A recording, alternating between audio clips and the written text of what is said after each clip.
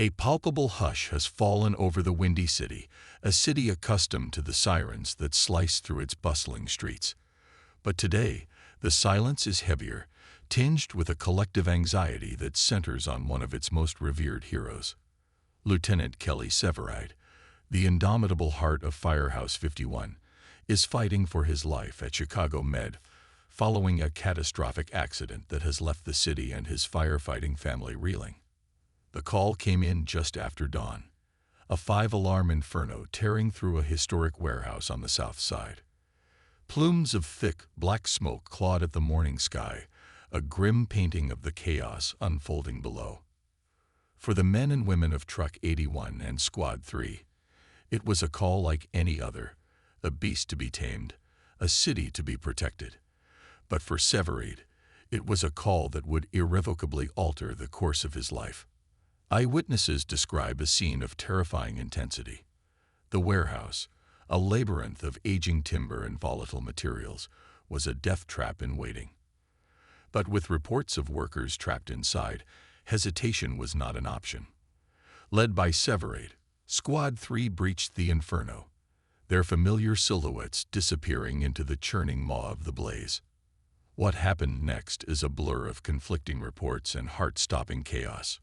A sudden, deafening groan echoed from the heart of the structure as a significant portion of the roof gave way, raining down a torrent of fiery debris.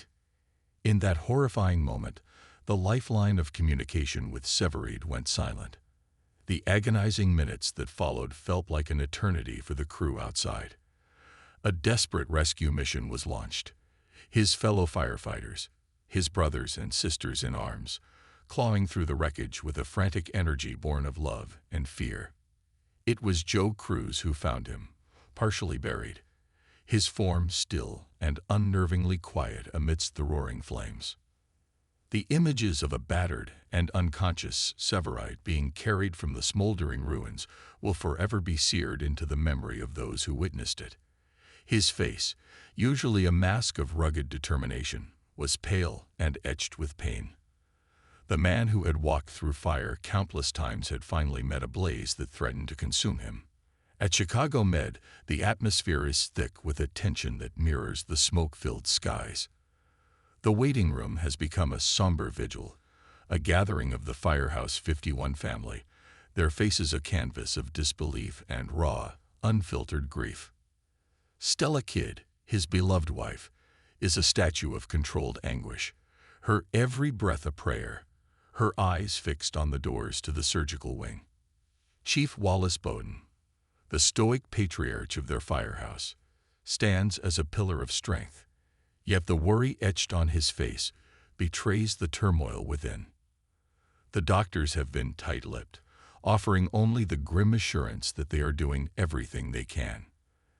The extent of Severide's injuries is rumored to be severe, a litany of broken bones, internal damage, and the ever-present threat of complications from smoke inhalation. Each tick of the clock is a fresh wave of agony for those who wait, each hushed conversation a desperate search for a sliver of hope. The news has sent shockwaves through a city that has long viewed its first responders as invincible. Kelly Severide is more than just a firefighter.